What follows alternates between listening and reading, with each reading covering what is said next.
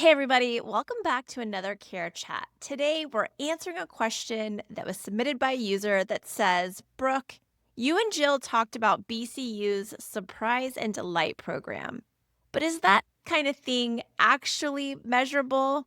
I love this question, and I'm so glad someone sent it in. Because let's be honest, Surprise and Delight can sound a little fluffy, like a CX buzzword somewhere throws into a strategy doc and then never follows through on. But here's the truth. Surprise and delight isn't about going viral, but it is about creating that emotional connection. And if you're doing it the right way, emotional retention. And yes, it's absolutely measurable. You just have to look in the right places.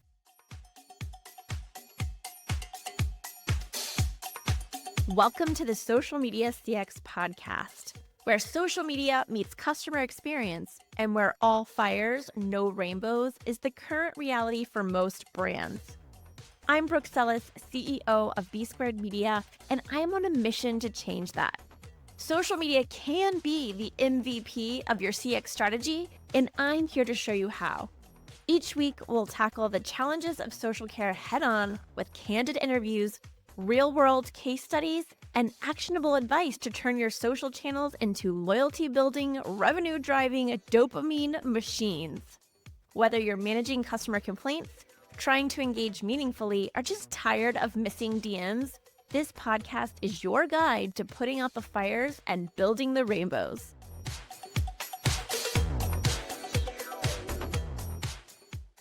So let's talk about GLOW, our framework for surprise and delight. GLOW stands for give, listen, observe, and win. So let's spell out GLOW and use tactical real-world examples so that you can put the GLOW framework to work for your brand for surprise and delight. G is give, and I say give meaning intentionally. You want to surprise someone with meaning, because if you do it without meaning, it's just noise. You need to give when it matters, and you need to make it personal. So here are some things you could do. Handwritten thank you cards. I don't know if you saw my LinkedIn post not too long ago, but I got a handwritten thank you card from Brooks Brothers in the new area where we moved. That meant a lot to me. I posted it to my LinkedIn. Several people saw it and commented. That's a huge lift for Brooks Brothers.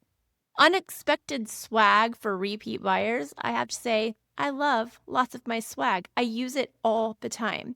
Shout outs for top advocates on milestone moments.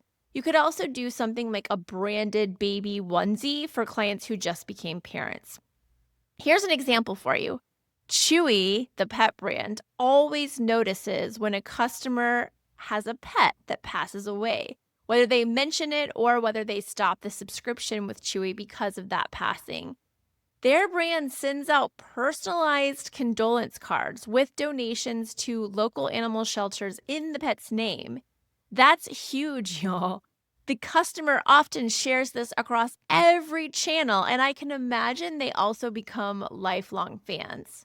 Let's move on to L for listen, and I want you to be listening for signals for when to surprise and delight.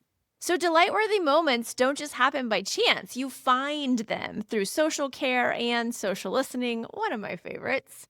The tactics you can use for this are monitoring for things like first-time buyer or long-time customer language. You should also have customer history in your customer relationship management system or your CRM. Track repeat engagers or UGC contributors. We talked about Nick, finding your Nicks in a previous episode. If you haven't listened to that, go listen to it. But ultimately, you're going to see who these engagers who repeat are often the first to comment and often the first to share your content are. Track those people. They deserve a little surprise and delight. You could also set alerts for life events like moving, new job, or just retired. Hey, quick sidebar before we dive back in. If you loved the CX convo here on the Social Media CX podcast, then you'll definitely want to check out a book that totally changed the game for me. It's my book, and it's called Conversations That Connect. And y'all, this isn't your typical engagement metrics matter fluff.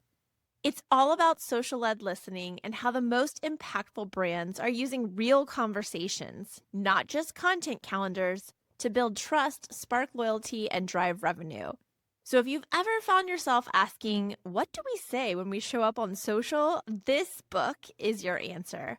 Grab it on Amazon or hit the link in the show notes. Just search for Conversations That Connect by Brooke Sellis or find it on bsquared.media.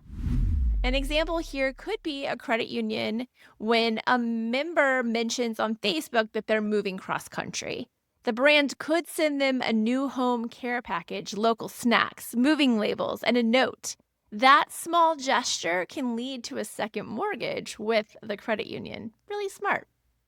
And then we have O, which is observing. And what are we observing? Well, hopefully we're observing the ripple effect. This is where we measure. Did your surprise moment cause new activity? Did it cause referrals? Did you get user-generated content? Or maybe some brand love on socials? The tactics that you can do here are screenshot these reactions or use your native social platforms for those analytics. You can track earned reach from reposts that you get or brand love. You can also watch for increased referral or retention behavior. The example here is, let's say you put out a surprise LinkedIn post congratulating someone's business milestone, a customer of yours. That company, your company, could see a spike in profile views. You could see inbound leads. You could get a one-to-one DM asking about your services. Brand love is always a place you need to be putting your time and attention. And finally, there's W, or win. And this is where we were looking to win loyalty and revenue. The magic is in the follow-up. Track before and after to see these moments. So the tactics here are check for return visits or purchases 30 to 90 days later. Use unique referral codes or promo codes for your surprise and delight gifts. That makes it more trackable. And track testimonial asks or reviews post delight. Yes, you're absolutely allowed to surprise and delight, and you're absolutely allowed to ask for a testimonial or a review when that person gives you brand love based on that surprise and delight. So an example here could be a SaaS brand. Let's say they send mini champagne bottles to new annual subscribers. This is such a great idea. I can't even imagine why. Hello, all of my tools that I'm using, why am I not getting a mini champagne bottle every year when I renew? Anyhow, let's say a SaaS brand did this and that several recipients posted it on Instagram. I would be one of those recipients. You can bet I'm going to be posting it on LinkedIn and Instagram. I'm probably going to send a newsletter email out. This is smart. I hope some of you tools that I use are listening. Now, let's imagine one of those posts led to a speaking invite or a partner deal for the founder of that SaaS company. That's another landed new enterprise lead. You see what I'm saying here? Surprise and delight isn't fluffy. It actually can work for results. But surprise and delight isn't random. It should be a repeatable, measurable CX strategy. When you glow, you give with intention, you listen for the right moment, you observe the impact, and you win trust and revenue that lasts.